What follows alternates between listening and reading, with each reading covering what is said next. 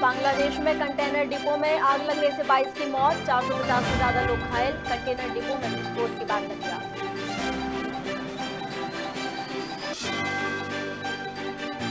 वाराणसी दौरे पर राष्ट्रपति रामनाथ कोविंद, बाबा विश्वनाथ के किए दर्शन। राष्ट्रपति के आगमन को लेकर की गई थी तैयारियां।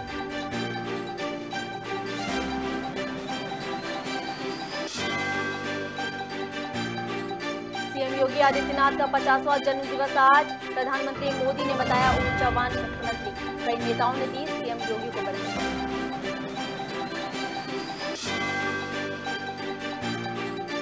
नहीं थम रहा काले हिरण का शिकार, हरदा में 6 हिरणों का शिकार। जहर देकर हिरणों को मारने का दावा।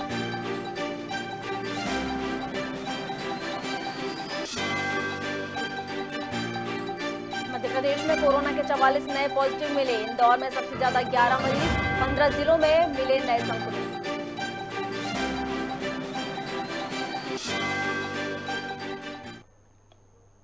नमस्कार, खबर भारत देख रहे हैं आप। मैं हूं आपके साथ प्रियंका। चलिए बढ़ते हैं खबरों की ओर।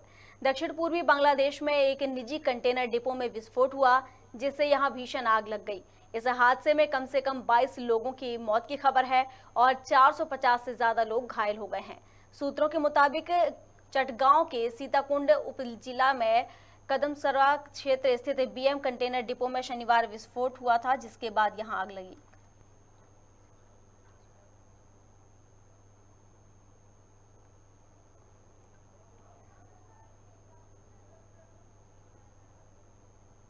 उत्तर प्रदेश के मुख्यमंत्री योगी आदित्यनाथ का आज 50वां जन्म दिवस है। इस मौके पर प्रधानमंत्री नरेंद्र मोदी ने सीएम योगी को जन्मदिन की बधाई दी और कहा कि उत्तर प्रदेश के ऊर्जावान मुख्यमंत्री योगी आदित्यनाथ को उनके जन्मदिन की बधाई। वहीं राष्ट्रपति रामनाथ कोविंद, केंद्रीय गृह मंत्री अमित शाह, बसपा प्रमुख मायावती, गोरखपुर सांसद रवि किशन, कई नेताओं ने सीएम योगी को जन्मदिन की बधाई दी।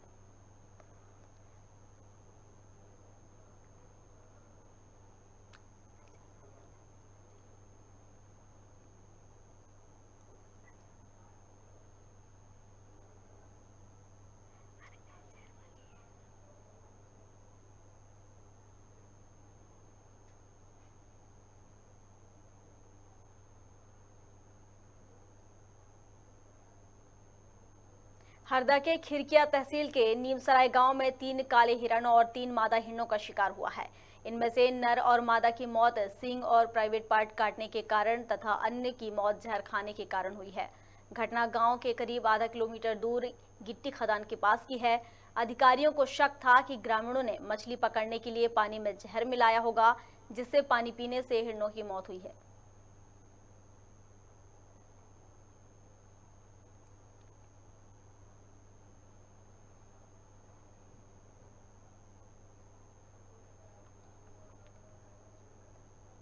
मध्य प्रदेश में कोरोना के मामले लगातार सामने आ रहे हैं। शनिवार को प्रदेश में 6,973 जांच में 44 नए पॉजिटिव मिले हैं। इसमें सबसे ज्यादा पॉजिटिव इंदौर में 11 मिले हैं। प्रदेश के अलग अलग अस्पताल में 15 मरीज भर्ती हैं।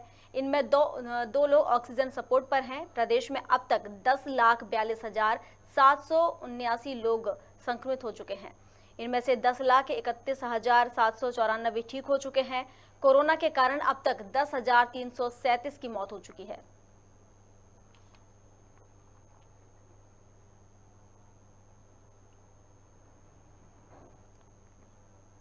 करेली के सिंधी कॉलोनी स्थित श्री झूलेलाल मंदिर में प्राण प्रतिष्ठा महोत्सव का आयोजन किया गया। कार्यक्रम का शुभारंभ शोभा यात्रा निकालकर किया गया।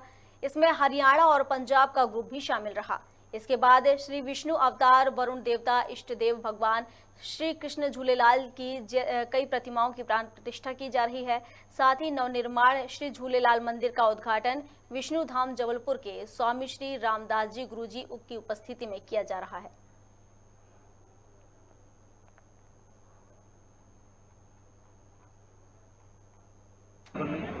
देखिए, ये जो कल शोभा यात्रा निकली है, ये कार्यक्रम विगत 2 दिन से चल रहा है। 3, 4, 5 जून से ये कार्यक्रम चल रहा है कि ये पूज्य पंचायत सिंधी समाज करेली झूलेलाल मंदिर बना है। इसमें सभी नगरवासियों का खूब सहयोग मिला है, प्रशासनिक सहयोग रहा है सभी मीडिया प्रभारियों का सहयोग रहा है। मेन जो मंदिर बना है सिर्फ धर्म का प्रचार करने के लिए, यह झूलेलाल मंदिर जो बना है करेली पूज पंचायत सिंधी समाज के जितने भी सदस्य हैं, पदाधिकारी हैं, उनके अथक प्रयासों के बाद ये बना है। सर मैंने देखा हुआ है अपनी करेली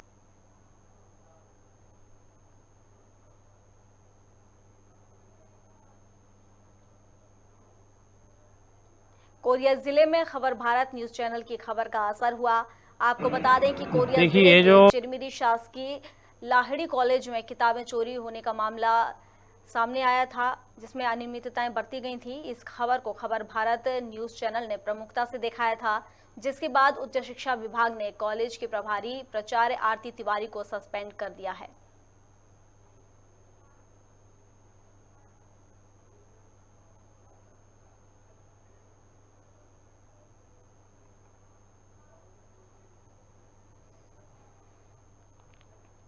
राजधानी भोपाल में कांग्रेस के पूर्व मंत्री और विधायक पीसी शर्मा ने कई मुद्दों को लेकर सरकार को घेरने की कोशिश की है।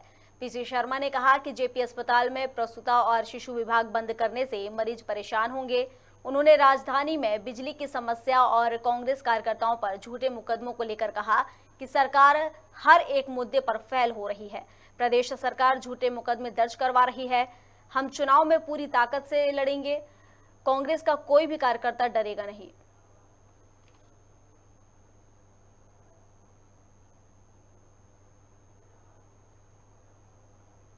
ये पूरा सेटअप कोविड काल तक ठीक था। ये पूरा सेटअप बच्चों के लिए और महिलाओं के ट्रीटमेंट के लिए बना है।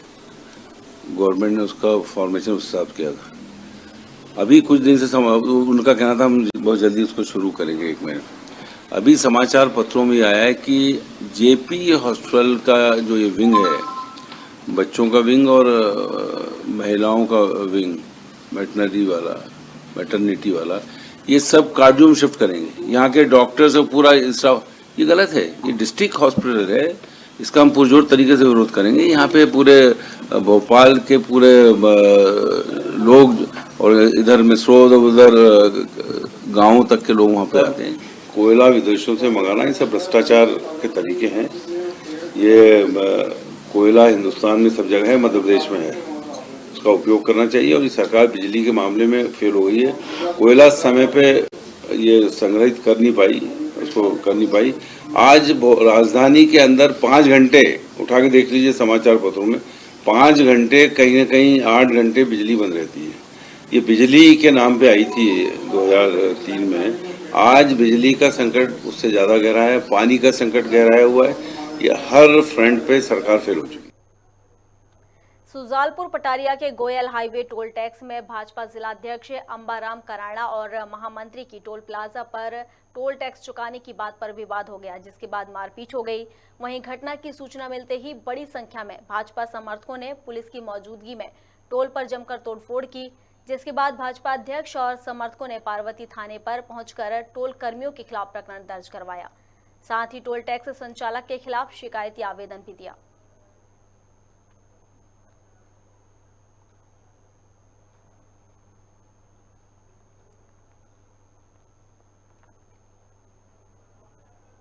प्रधानमंत्री नरेंद्र मोदी के 8 साल पूरे होने पर देवास के बीजेपी कार्यालय में प्रेस वार्ता आयोजित की गई।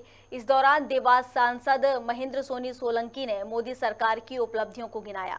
साथ ही उन्होंने महंगाई पर कहा कि महंगाई एक वैश्विक समस्या है, जबकि भारत देश में अन्य देशों की तुलना में महंगाई नियंत्रण में है। वहीं कश्मीरी पंडितों को टारगेट कर मारने के सवाल पर सांसद ने कहा कि 370 हमने हटाई, सब कुछ नकारात्मक फैलाकर बदनाम करने की कोशिश की जा रही है। इस पर हम बड़ा कदम उठाने के लिए बाध्य हैं। आदरणीय प्रधानमंत्री श्री नरेंद्र मोदी जी के कार्यकाल के 8 स्वर्णिम वर्ष पूरे हुए हैं। मैं सबसे पहले आदरणीय नरेंद्र मोदी जी और उनकी सरकार को बहुत बहुत बधाई देता हूँ। आज उन्हीं की उपलब्धियों को बताने के लिए, जनता के बीच पहुँचाने के लिए यहाँ पर प्रेस वार्ता रखी गई। किस प्रकार से नरेंद्र मोदी जी ने देश का सर्वांगीण विकास किया, शिक्षा के क्षेत्र में, स्वास्थ्य के क्षेत्र में, महिला सशक्तिकरण के क्षेत्र में, अनुसूचित जाति अनुसूचित जनजाति के सदस्यों के जीवन स्तर को बढ़ाने के लिए। संसद जी, बात अगर 8 वर्षों की उसकी की जाएगी तो कहीं ना कहीं महंगाई का एक मुद्दा बार बार आ रहा था, क्या मानते हैं इस चीज़ को? महंगाई वर्तमान परिप्रेक्ष्य में एक वैश्विक समस्या है। पूरे विश्व में निरंतर महंगाई बढ़ रही है। यदि हम विश्व के दूसरों देशों से भारत की तुलना करें तो आप पाएंगे कि भारत में आज भी महंगाई बहुत नियंत्रण में है। कई पड़ोसी देश ऐसे हैं जहां पर मूंग की दाल 250 रुपये किलो और तेल 1000 रुपये किलो के लगभग बिक रहा। बेटमा के स्थानीय अभिनंदन हाई स्कूल में निःशुल्क नेत्र शिविर लगाया गया। बताया जा रहा है कि अभिनंदन हायर सेकेंडरी स्कूल और देश के प्रतिष्ठित डॉक्टर अग्रवाल नेत्र चिकित्सालय के संयुक्त तत्वाधान में निःशुल्क नेत्र परीक्षण शिविर आयोजित किया गया, जिसमें शिविर में 70 लोगों का निःशुल्क नेत्र परीक्षण अनुभवी नेत्र रोग विशेषज्ञों ने किया।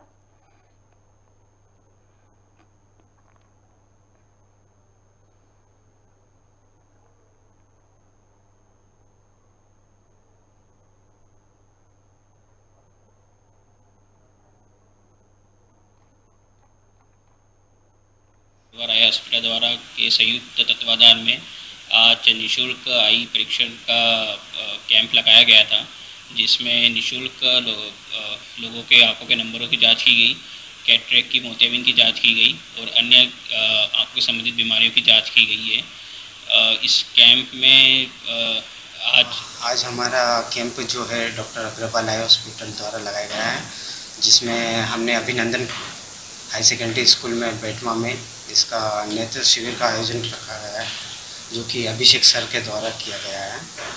और इससे भी पहले हम लगातार बहुत से स्कूलों में इसका नेत्र शिविर का प्रोग्राम कर चुके हैं, जो कि सुखलिया में भी कर चुके हैं। और इसके साथ साथ इस तरह की CSR एक्टिविटी हम बहुत सी जगह कर चुके हैं। इसका अभी तक 5 से 6 हज़ार लोगों को प्राप्त। शिवपुरी नगर पालिका में ऐसे कई खटारा वाहन हैं जो सड़कों पर बिना रोक टोक के फर्राटेदार भरते नजर आ रहे हैं। आपको बता दें कि पानी संकट के कारण शहर में नगर पालिका ट्रैक्टर टैंकरों से पानी सप्लाई किया जा रहा है, लेकिन इनकी हालत जर्जर नजर आ रही है। इन वाहनों की अगर हालत देखें तो बेहद जर्जर है। यातायात के नियमों की धज्जियां उड़ाते हुए भी ये नजर आ रहे हैं। वहीं पहले कई बार इनकी चपेट में आकर कई लोग हादसे का शिकार भी हो चुके हैं। वहीं ट्रांसपोर्ट विभाग की वेबसाइट पर भी नगर पालिका के वाहनों में रिकॉर्ड उपलब्ध नहीं है। हालांकि इस बारे में जब स्थानीय यातायात प्रभारी से सवाल पूछा गया तो उन्होंने कहा कि इस बारे में नगर पालिका के अधिकारियों से बात की जाएगी और यातायात के नियमों का पालन नहीं करने वालों पर कार्रवाई की जाएगी।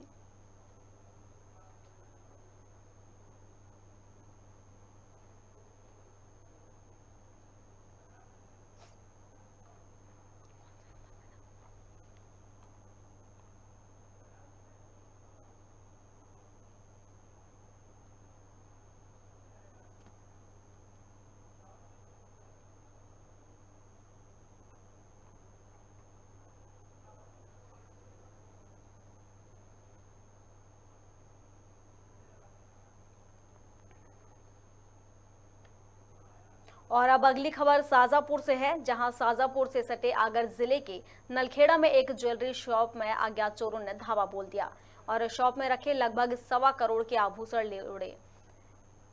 वहीं इस पूरी घटना का वीडियो दुकान में लगे CCTV कैमरे में कैद हो गया। वारदात के समय ज्वेलर्स का परिवार ऊपर सो रहा था। जानकारी अनुसार चोरों ने दुकान के पीछे बनी जाली तोड़कर दुकान के अंदर प्रवेश किया। घटना की जानकारी लगते ही एडिशनल SP डॉग स्क्वाड की टीम और नलखेड़ा पुलिस मौके पर पहुंची और मामले की जांच शुरू की, लेकिन अपराधियों का कोई भी सुराग नहीं लग पाया।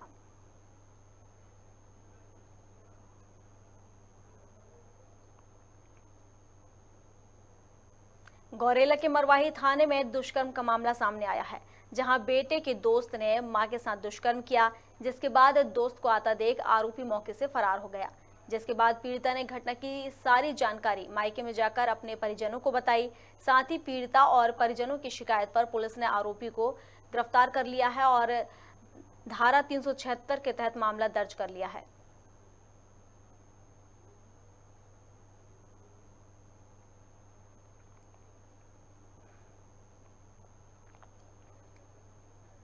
कमलनाथ सरकार में मंत्री रहे सज्जन सिंह वर्मा ने मुख्यमंत्री शिवराज सिंह चौहान पर निशाना साधा और कहा कि बीजेपी सरकार नगर निगम चुनाव से भाग रही थी। साथ ही प्रदेश की जनता भाजपा सरकार की नीतियों के खिलाफ है। वहीं पिछड़ा वर्ग 27% आरक्षण मिलना था, लेकिन 10-12% पर आकर टिक गया। साथ ही कांग्रेस के पूर्व मंत्री ने कहा कि खिलौना इकट्ठा करने को लेकर उन्होंने कहा कि शिवराज सिंह चौहान जो खिलौना इकट्ठा कर रहे हैं वो सिर्फ पाखंड कर रहे हैं, दिखावा कर रहे हैं। देखिए, अभी भी उन्होंने कोशिश की थी कि ऐसा लचर पॉइंट बनाए थे इन चुनावों के कि कोई व्यक्ति भी न्यायपालिका चला जाए। हम न्यायपालिका गए थे पिछड़े वर्ग के साथियों के आरक्षण के लिए। पिछड़े वर्ग के साथियों को सही मात्रा में आरक्षण नहीं मिल रहा था, हम इसलिए गए थे। हमने तो कहा कि आप कानून बनाइए ना, जिस तरह नरेंद्र मोदी ने लोकसभा में 10% आरक्षण आर्थिक आधार पर, वो 50% से अधिक हो गया। संविधान कहता है कि 50% से ज़्यादा आरक्षण की मात्रा नहीं होना चाहिए। जब लोकसभा में 60% कर दिया, हमारा कहना है कि पूरे भारत के पिछड़े वर्ग के साथियों के लिए नरेंद्र मोदी जी बीजेपी का मन साफ हो तो आर्थिक आधार पर जब लेके आई 10%, तो पिछड़े वर्ग के लिए क्यों नहीं ला रही। इस बात के लिए हम न्यायपालिका गए थे।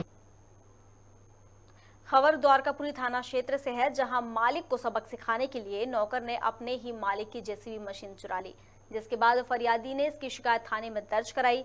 फरियादी ने बताया कि विदुर नगर में जेसीबी मशीन का काम चल रहा था। इस दौरान रात में जेसीबी मशीन चोरी हो गई। शिकायत के बाद पुलिस ने आसपास लगे सीसीटीवी फुटेज खंगाले और फुटेज के आधार पर आरोपी देवेश चौहान को गिरफ्तार किया।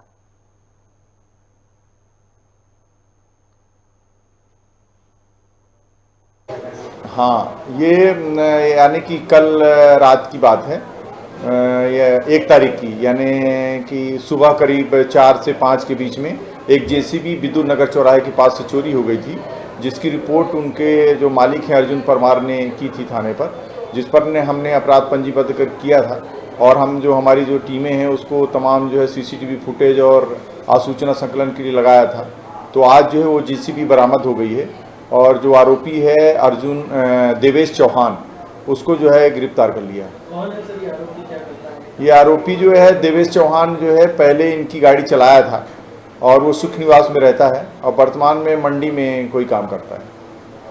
फिर पैसे का लेन देन या सर क्या कारण रहा? नहीं, पैसे का लेन देन नहीं था, वो तो दरअसल चुराना ही चाहता था और चुरा करके छुपा दिया था जेसीबी। खबर भारत में खबरों का सिलसिला लगातार जारी है। अधिक अपडेट्स के लिए आप बने रहिए हमारे साथ और देखते रहिए खबर भारत। नमस्कार।